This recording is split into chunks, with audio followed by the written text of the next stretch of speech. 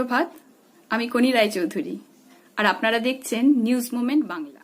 আজকে কোনো সংবাদ শিরোনাম নয়, আজকে একটি অন্য বিষয় নিয়ে আমরা আলোচনায় এসেছি।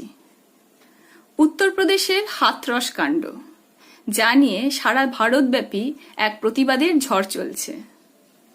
পশ্চিমবঙ্গ এর বাইরে নয়।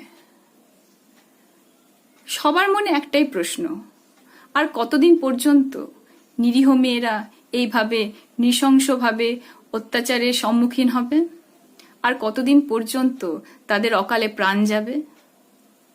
কেন এই ধর্ষণ, কেন এইরূপ মানসিকতা? শুধুমাত্র ধর্ষণই নয়, তাদের জীবনও শেষ করে দেওয়া হচ্ছে। আর সবথেকে বেশি নজর কাড়া বিষয়টি হলো উত্তরপ্রদেশে পুলিশের শিথিলতা।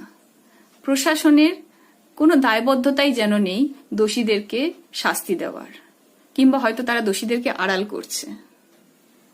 সে যাই হোক, কিন্তু মানুষের এই মানসিকতা সৃষ্টির কারণটা কি, যে একটা নিরীহ মানুষকে ধর্ষণ করে হত্যা করবে? কি কারণ? কোনো মানসিক ব্যাধি নাকি অন্য কিছু? এই বিষয়টি নিয়েই আমরা আজকে এক বিতর্ক সভার আয়োজন করেছি নিউজ মোমেন্টের তরফ থেকে। এই বিতর্ক সভায় আলোচনায় থাকছেন শ্রীমতী শিল্পী চক্রবর্তী, AIDWA পশ্চিম বর্ধমান জেলা সম্পাদক মণ্ডলীর সদস্যা, শ্রীমতী শাহিনা পারভিন, পশ্চিম বর্ধমান মহিলা কংগ্রেস জেলা সভাপতি। এর সাথে অংশগ্রহণ করার কথা ছিল বিজেপির তরফ থেকে শ্রীমতী আশা শর্মার, কিন্তু শেষ পর্যন্ত অসুস্থতার কারণ দেখিয়ে তিনি এখানে পৌঁছতে পারেননি। তার এই না আসার অর্থ কি? তিনি কি এই বিষয়টিকে গুরুত্ব দিচ্ছেন না, নাকি এ নিয়ে কোনো আলোচনায় অনিচ্ছুক? যাই হোক, সরাসরি চলে যাচ্ছি সুনিতা মাহাতোর কাছে, যিনি আজকের এই বিতর্ক সভাটাকে পরিচালনা করছেন।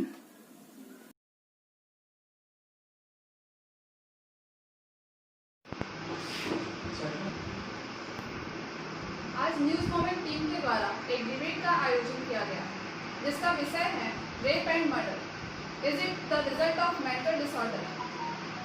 हमारे साथ में उपस्थित हैं शिल्पी चक्रवर्ती, AIDWA की डिस्ट्रिक्ट सेक्रेटरीट मेंबर, इसके साथ ही शाइना परवीन, डिस्ट्रिक्ट प्रेसिडेंट महिला कांग्रेस।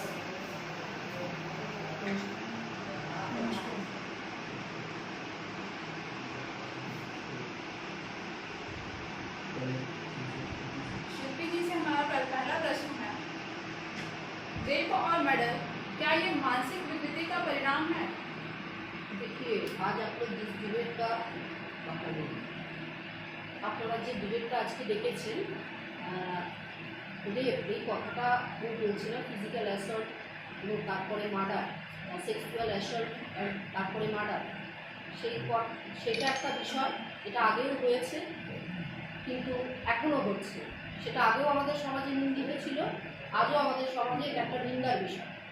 কিন্তু দ্বিতীয় যে পার্টটা আপনারা বললেন, is it the result of mental disorder, আমরা এডওয়ার পক্ষ থেকে এটা মনে করি না। আমরা মনে করি যে আজকে আপনারা যে বিষয়টা সামনে এনেছেন, এই বিষয়টাকে নিয়ে যখন আমরা আলোচনা করতে যাচ্ছি, আমাদের ভাবতে হবে যে কী পরিস্থিতিতে দাঁড়িয়ে গত কয়েকদিন 29শে সেপ্টেম্বর উত্তরপ্রদেশের হাথরসের ঘটনা, এবং আজকে হচ্ছে যা হচ্ছে পত্রপত্রিকায় আপনারা দেখবেন, শালবনী বলুন, কামদনী বলুন, মধ্যমগ্রাম বলুন, এবং লাস্ট হচ্ছে মধ্যপ্রদেশে লাস্ট এক সপ্তাহে 6 জন হচ্ছে নাবালিকাকে ধর্ষণ করা হয়েছে, এবং তারপরে তাদেরকে হচ্ছে হত্যা করা হয়েছে। এখন এই সমস্ত ঘটনাগুলোর যদি মোটিভ আপনি দেখেন, সমস্ত ঘটনাগুলোকে যদি আপনি পর্যালোচনা করেন, তাহলে দেখবেন যে ধর্ষণ এবং খুনের ঘটনা তাদের উপরই আসছে যারা পিছিয়ে পড়া অংশ, আদিবাসী দলিত মহিলাদের অংশ থেকে তাদের উপর এটা হচ্ছে। এটা বলতে গেলে আপনাদেরকে যে বিষয়টা আমাদের আজকে এসেছে, যে আপনারা জানেন দক্ষিণ ভারতের একটা রাজ্য কেরলে একটা সময় 1800 থেকে 1924 সাল পর্যন্ত একটা প্রথা ছিল যে উচ্চবর্ণের মানুষ বা মহিলারা তারা হচ্ছে নিজেদের শরীর ঢাকার জন্য কাপড় ব্যবহার করবে, কিন্তু দলিত আদিবাসীরা তারা হচ্ছে কাপড় ব্যবহার করতে পারবে না। এর প্রতিবাদে নাঙ্গেরি বলে একজন আদিবাসী দলিত, রাজার কর্মচারীরা ট্যাক্স চাইতে আসে, যখন সেই ট্যাক্স দেবে না বলে নিজের ব্রেস্ট কেটে তার প্রতিবাদ করে এবং তার মৃত্যু হয়। তার মৃত্যুর পরে সারা কেরল জুড়ে তীব্র প্রতিবাদ আন্দোলন শুরু হয়েছিল সেই রাজার বিরুদ্ধে, যে এই আইন করা যাবে না, সমাজে সবাই সমান, আমি আমার শরীর ভাবতে চাই। আমরা সমাজে এটার বিরুদ্ধে হয়েছিল। এবং দেখবেন 2014 সালের পর থেকে ভারতবর্ষের বুকে প্রথম শুরু হয়েছিল রোহিত ভেমুলাকে আত্মহত্যায় প্ররোচনা দেওয়া। এবং রোহিত ভেমুলা হচ্ছে পিছিয়ে পড়া আদিবাসী অংশের থেকে এসেছিল। তার পরবর্তী সময় আমরা কি দেখলাম, গোরখ খান নামে উত্তরপ্রদেশের সাহারানপুরে পেহলু খানকে মেরে ফেলা হলো। সেই পেহলু খানকে একজন মুসলমান সম্প্রদায়ের মানুষ।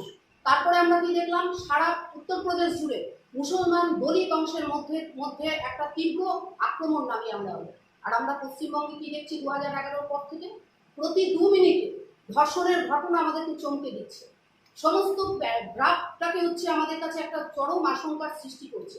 আমাদের কাছে এটা মনে হয়নি যে এটা মানসিক বিকারগ্রস্ত, যদি আপনারা বলেন মানসিক রোগ, মেন্টাল ডিসঅর্ডার, তাহলে আমরা বলবো যে মেন্টাল ডিসঅর্ডার আছে এমন প্রমাণ কিন্তু যারা ধর্ষণ বা খুনের সাথে যুক্ত, সম্প্রতি যারা হাতরসে করেছে, তারা টিভিতে বয়ান দিচ্ছে, তাদের কিন্তু নার্কোটিক টেস্ট করলে দেখা যাবে, কিন্তু রাষ্ট্র তাদের বিরুদ্ধে ব্যবস্থা নেবে না।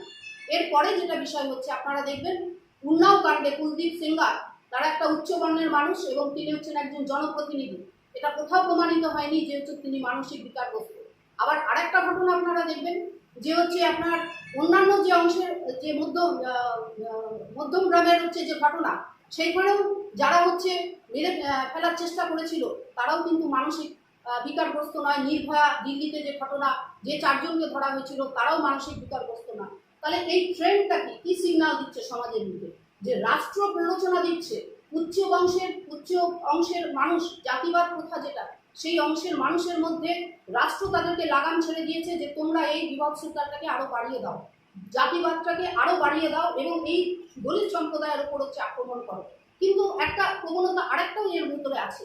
যখন আমরা দেখলাম গোরখ খান নামে পেহলু খানকে যখন মারলো, যে হচ্ছে গেরুয়া বাহিনী তারা মেরে ফেললো, সেখানে যে হচ্ছে ইন্সপেক্টর ছিলেন তিনি কিন্তু মুসলিম ছিলেন না, তিনি কিন্তু হিন্দু ছিলেন। তাহলে কি ট্রেন্ড আমরা দেখলাম, যে হচ্ছে যাদেরকে পাঠিয়ে দেওয়া হলো তারা শিক্ষা দীক্ষা সংস্কৃতি সমস্ত কিছু বর্জন করে রাষ্ট্র এদেরকে প্রমোট করেছে, তুমি সংবিধানকে ধ্বংস করো এবং পিছিয়ে পড়া অংশ, ওদের যে মনুবাদী দৃষ্টিভঙ্গি, সেই দৃষ্টিভঙ্গি দিয়ে সমাজের এই অংশের উপর নির্যাতন চালাও।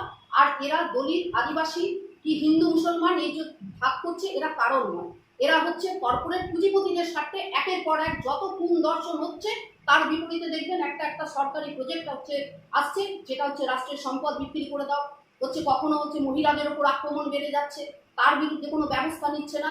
তার পরবর্তী সময় আমরা দেখছি আমাদের আপামর জনসাধারণের বিরুদ্ধে হচ্ছে সরকারি একটা সিদ্ধান্ত তারা নেবার চেষ্টা করছে। এর মধ্যে দিয়ে আমার মনে হয় আজকে আপনারা যে বিষয়টাকে এখানে রাখার চেষ্টা করছেন, মানসিক বিকারগ্রস্ত হলে তাহলে কিন্তু আজকে যারা রাস্তাঘাটে ঘুরে বেড়ায় অনেক মানসিক বিকারগ্রস্ত মানুষ হচ্ছে, তারা সবাই তাহলে খুনি বা ধর্ষক হতো, তা কিন্তু নয়। এটা হচ্ছে আমার আজকে রেডওয়ার তরফ থেকে বিষয়, এবং আমরা এর বিরুদ্ধে লড়াই আন্দোলন জারি রেখেছি।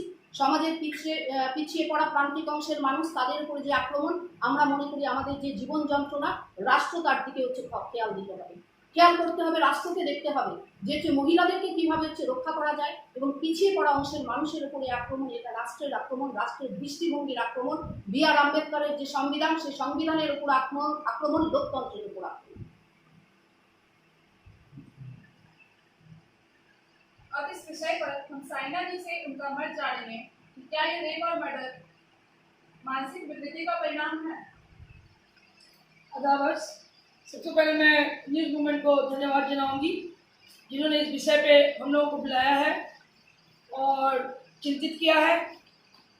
आज जो रेप और मर्डर का केस जो हो रहा है, आए दिन आप देख रहे हैं टीवी के माध्यम से, न्यूज़ के माध्यम से, ये कहीं से भी ऐसा नहीं लगता है कि ये जहनी तनाव की वजह से होता है। नहीं, इसका मेन वजह जो है, आज जगह जगह पे रेप मर्डर हो रहा है, उसके विरोध में, उसके बदले में, एवज में जो एक्शन लेना चाहिए गवर्नमेंट को, वो नहीं ले रही है और इसको बढ़ावा दे रही है।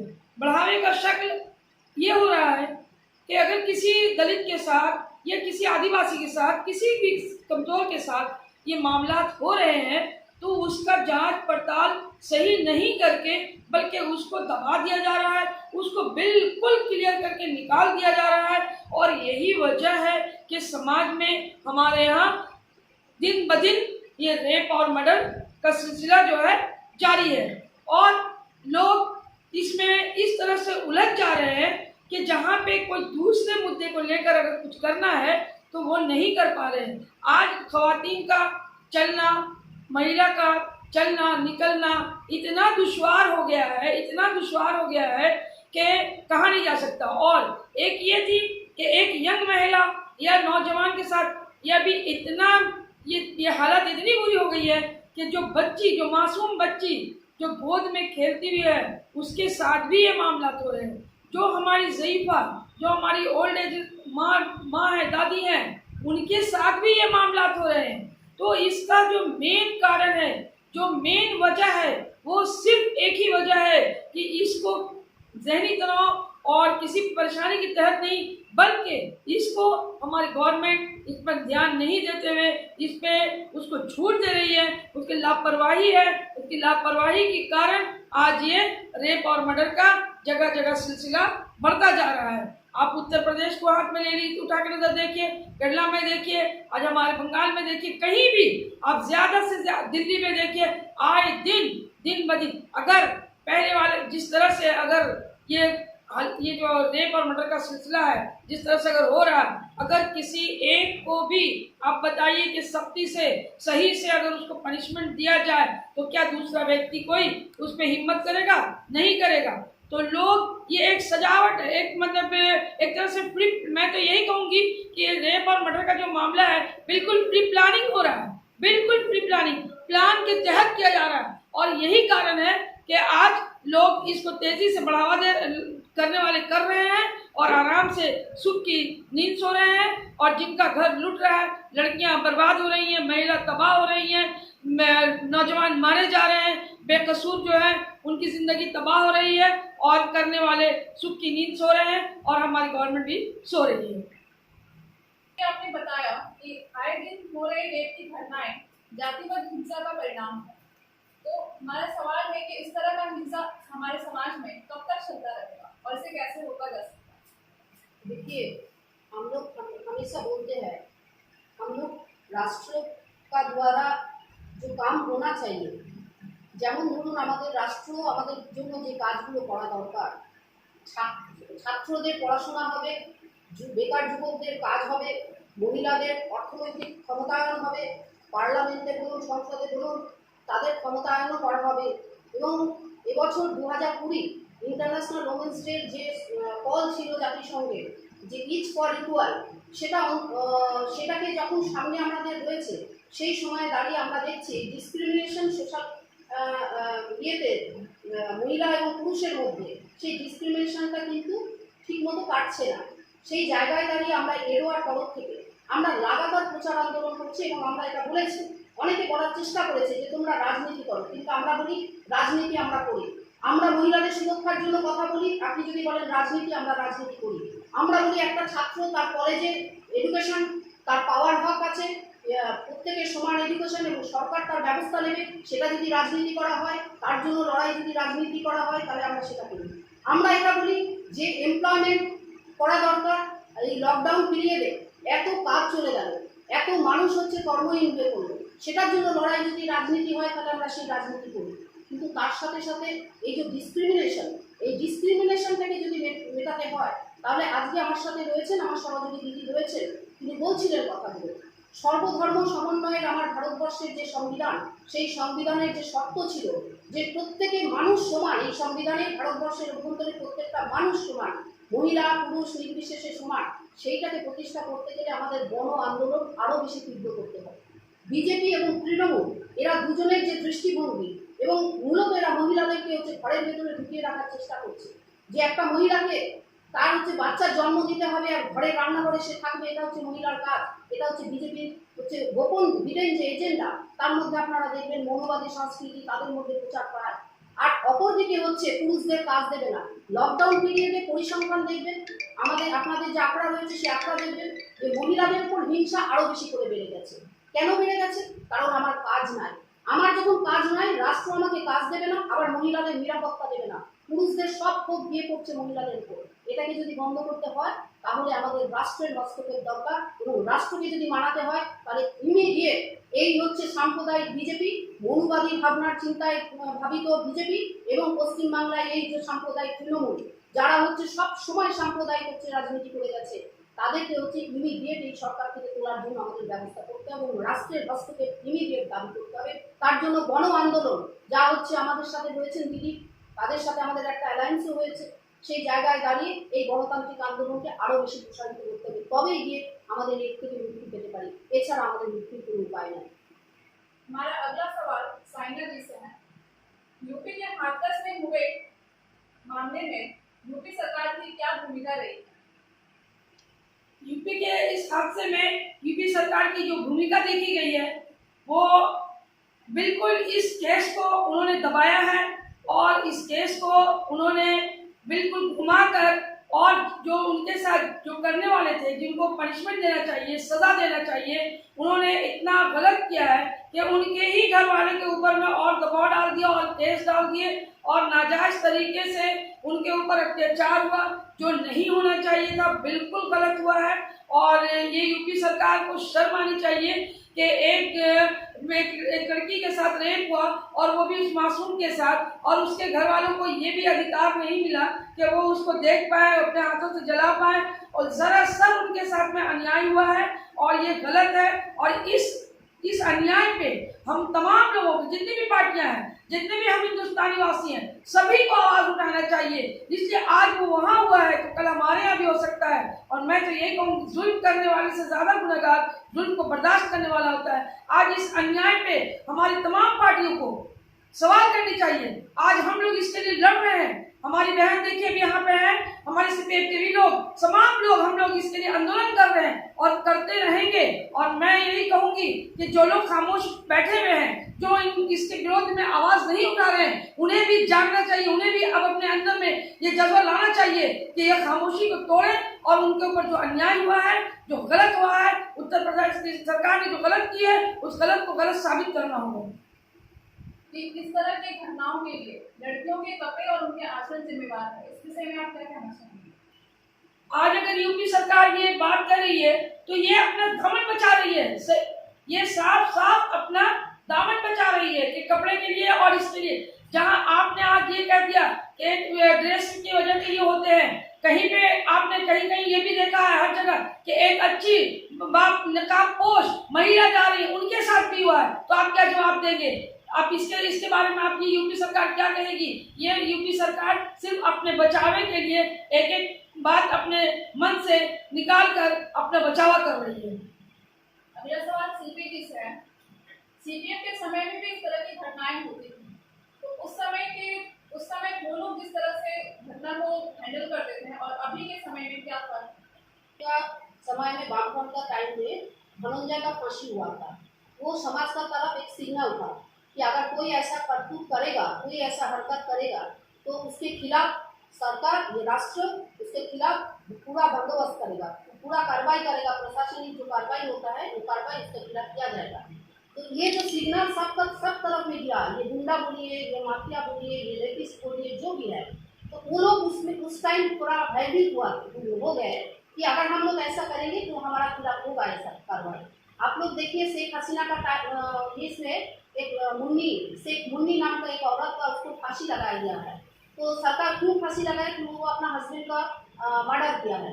लेकिन उस टाइम शेख हसीना एक औरत होके एक औरत का फांसी का जो वो लोग ऐलान किया, क्यों किया?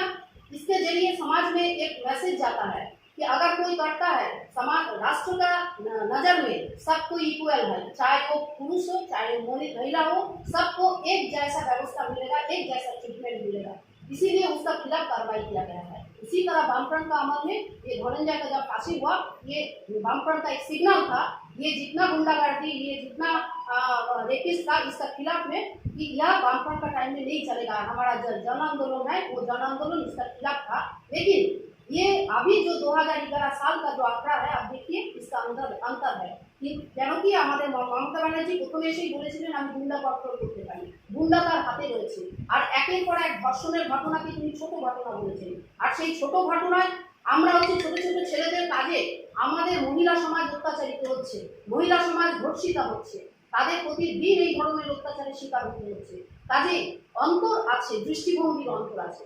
আমরা মনে করি যে ব্যবস্থাটা, যে রাষ্ট্র ব্যবস্থায় থেকে প্রত্যেকটা মানুষের সমান অধিকার পাওয়া দরকার সংবিধানে রয়েছে, সেই রাষ্ট্র ব্যবস্থায় থেকে এদের দৃষ্টিভঙ্গি সেই রকম ভাবে এরা করতে চায় না। এরা ভোটের রাজনীতি করছে এবং মানুষের জীবন যন্ত্রণাকে ভোটের বাক্সে লুট করে নিয়ে চলে যাচ্ছে। তার ফলে এদের অবস্থার পরিবর্তন কিন্তু কোনোভাবেই করা সম্ভব নয়। এরা নিজেদের রাষ্ট্রটাকে সেইভাবেই চালানোর চেষ্টা করছে নিজেদের দৃষ্টিভঙ্গি দিয়ে। এটাই হচ্ছে বামফ্রন্টের সাথে আজকের সমস্ত হচ্ছে পশ্চিমবাংলার যে হচ্ছে প্রশাসনিক অবস্থা, যে রাজনৈতিক অবস্থা, যে অস্থিরতা, তার একটা পার্থক্য রয়েছে, তাদের দৃষ্টিভঙ্গির পার্থক্য রয়েছে। अगला सवाल साइना जी से। बीजेपी के महिला मोर्चा संगठन को इस मामले में क्या करना चाहिए? अभी जिस तरह से बीजेपी की सरकार है, इसमें बीजेपी की महिलाओं को बिल्कुल मेरी समझ से सड़कों पे उतर जाना चाहिए और इस घटना के लिए उन्हें आंदोलन करना चाहिए, सरकार को दबाव डालना चाहिए। क्योंकि आज बीजेपी की सरकार है और बीजेपी के सरकार के वक्त ही ये मामला हो रहे हैं और महिलाओं के ऊपर दबाव, महिला को जितना नीचा किया जा रहा है, जिस तरह से उनके इज्जत आबरू को लूटा जा रहा है, बीजेपी की महिलाओं को सड़कों पर उतरना चाहिए, बीजेपी की महिलाओं को इसके लिए लड़ना चाहिए। ये नहीं कि हमारी पार्टी हम बीजेपी में है और बीजेपी के लोग गलत कर रहे हैं तो हम उसके समर्थन करें। मुझे अफसोस है उन महिलाओं से भी जो हमारी बीजेपी की महिला पद पर बैठी हुई हैं और खामोश बैठी हुई हैं, आज भी वो इस पे आवाज नहीं उठा रही हैं। उन्हें ये सोचना चाहिए कि वो भी एक महिला है और ये जो आज ये फैला हुआ है रेप और इसका मामला, वो भी एक महिलाओं के साथ हो रहा है। तो मैं ये समझती हूँ कि आज जो देश की जो हालात हो रही है, अगर सरकार ये सोच रही है कि महिला के बगैर सब कुछ हो सकता है तो ये गलत है। महिलाओं को अगर दबाया जा रहा है तो ये हर तरफ से नाजायज और ये सोच गलत है। महिला के बगैर कुछ भी सही नहीं है। महिला को जो सबसे पहले महिला को जो मान सम्मान देना चाहिए वो देना जरूरी है। आपके अनुसार बीजेपी के महिला मोर्चा को इस विषय में क्या कदम उठाना चाहिए? देखिए, एक महिला का पहले हम एक माँ है और महिला है, तो माँ होने के नाते हमारा एक अलग आइडेंटिटी है जिसमें हम लोगों को फख्र होना चाहिए और वो महसूस भी करना चाहिए कि हम माँ होके जब ये मनीषा को हत्या किया गया, रेप करके उसको गैंग रेप हुआ, उसका हत्या किया गया, फिर उसको जलाया, अपने घर परिवार से छीन के लेके गए, तो ये सोचना चाहिए, अपने सोच विचार करना चाहिए कि हम लोगों को ये करना चाहिए कि नहीं। हम लोगों को ये जो हमारा पार्टी है, हमारे जो दल, সেই দলের যে নীতি, সেই নীতিটা যদি ওরা ঠিক মতো দেখে, যাদের মনোবাদী নীতি, ওরা মহিলাদেরকে কি দৃষ্টিভঙ্গিতে দেখে, তাহলেই কিন্তু ওরা বুঝতে পারবে যে ওরা নিজের পায়ে নিজেই কুকুরটা মারছে। সেই জন্য ওদেরই এই দলের প্রতিবাদ করা উচিত। এই দলের মধ্যে থেকেই মনীষা বাল্মীকির মতো সারা ভারতবর্ষ জুড়ে যে মহিলারা রেপ হচ্ছে, হত্যা করছে তাদেরকে, তাদের বিরুদ্ধে মা হিসাবে, একজন মহিলা হিসেবে তাদের পাশে দিয়ে দাঁড়ানো দরকার এবং জন আন্দোলন এবং তাদের সরকারকে, তাদের রাষ্ট্র ক্ষমতায় তাদের যে প্রধানমন্ত্রী বসে রয়েছেন, যে আপনি তো একজন ত্যাগী এবং যোগী মানুষ এবং যোগী আদিত্যনাথ উত্তরপ্রদেশে রয়েছেন, তিনি একজন যোগী মানুষ, তাকে জিজ্ঞাসা করা উচিত যে আপনার ধর্ম কি এটা শেখায় যে একজন মহিলাকে এইভাবে মেরে দেবে এবং এই ধরনের ডিসক্রিমিনেশনের শিকার হবে। তার সবার আগে উচিত রাষ্ট্রের বিরুদ্ধে যুদ্ধ ঘোষণা করা এবং বিজেপি দলটার যে মতাদর্শ, সেই মতাদর্শের বিরুদ্ধে গণ আন্দোলন তৈরি করা একজন মহিলা হিসেবে। इस घटना का आने वाले विधानसभा चुनाव पर क्या असर पड़ेगा? साइना जी, आप। ये जो घटना हो रहा है महिलाओं पे, आने वाले चुनाव में तो हम समझते हैं लोग अब जागरूकता हो रहे हैं और होना भी चाहिए, खासकर महिलाओं को होना चाहिए और होकर इसको जिस तरह से वो बढ़ावा दिए हुए, इसमें हम लोगों को इकट्ठा होकर आने वाले चुनाव में लोग इस पे ध्यान देंगे और ज़्यादातर मैं यही कहूँगी, उम्मीद यही रखती हूँ कि जो हालात बनाया है योगी सरकार ने और बल्कि ये सरकार ने, इस गवर्नमेंट ने, हिंदुस्तान का पूरा, तो आने वाले चुनाव में इसका असर बहुत ही बुरा होगा। अभी भी जगह जगह लोग कर रहे हैं, कहीं कहीं पे ये गुंडागर्दी की वजह से लोग थोड़ा खामोश हैं, मगर ये खामोश नहीं रहेंगे। ये आने वाले चुनाव में इनकी खामोशी बता देगी, इनको जवाब खामोशी से ही देगी, मगर देगी। দেখুন, একটা জিনিস অদ্ভুতভাবে মিল পাবেন আপনারা। উত্তরপ্রদেশের যে ঘটনা, সেখান থেকে এরা হঠাৎ করে কেন মেয়েটার দেহটা ছিনিয়ে নিয়ে যাবে? পুলিশ প্রশাসন রাষ্ট্র নেমে পড়লো মেয়েটার দেহটাকে তার বাড়ি থেকে ছিনিয়ে নিয়ে যাওয়ার জন্য, কারণ ওরা ভয় পেয়েছে। পশ্চিমবঙ্গেও আপনি মধ্যমগ্রামের ঘটনা দেখুন, এবং তারপরে যতগুলো ঘটনা হচ্ছে, কোনো রেপের হচ্ছে, কোনো সুরা হয়নি। এবং মুখ্যমন্ত্রী একবারও বলছেন না যে হচ্ছে যে কোনো দলমত নির্বিশেষে মহিলাদের ওপর যদি অত্যাচার হয় তার প্রশাসনিক যা সাংবিধানিক আইনি যা কারবাই আছে তা আমরা তা করবো, সেটা কিন্তু বলছেন না। উনি বলছেন পেটি ম্যাটার, উনি বলছেন ছোট ছোট বাচ্চাদের ঘটনা, এটা কিন্তু উনি করছেন। এবং ওরা ভয় পাচ্ছে বলে ওরা অন্যকে ভয় দেখাবার চেষ্টা করছে, ওরা নিজেদের ক্ষমতা প্রদর্শন করার চেষ্টা করছে। আর ওরা জানে যদি মনীষা বাল্মীকির দেহটা বার হয়ে আসতো রাস্তায়, তাহলে যে সরকার ওদের ভুলে যেত, সরকারের খিলাফ যেটা হতো, তা হচ্ছে আগামী দিনে যোগী আদিত্যনাথের জমি উত্তরপ্রদেশে বসা অসম্ভব হবে। পশ্চিম বাংলার বুকে 2011 পরে যা খুন দর্শনের যা ঘটনা হচ্ছে, ফ্রি অ্যান্ড ফেয়ার ইলেকশন যদি হয়, তাহলে মমতা ব্যানার্জি সেদিন বুঝবে যে এইটা হচ্ছে একটা মহিলা আন্দোলনের বিশাল বড় একটা প্রভাব, তার হচ্ছে ব্যালট বাক্স দিয়ে পড়বে। আশা করি হাথরাস কাণ্ড নিয়ে এই আলোচনা আপনাদের সকলের ভালো লেগেছে। এই ধরনের কোনো বিষয় নিয়ে যদি আপনাদের নিজস্ব কোনো মতামত থাকে, তাহলে অবশ্যই যোগাযোগ করুন আমাদের চ্যানেল নিউজ মোমেন্টের সাথে। সুস্থ থাকুন, ভালো থাকুন, দেখতে থাকুন নিউজ মোমেন্ট বাংলা।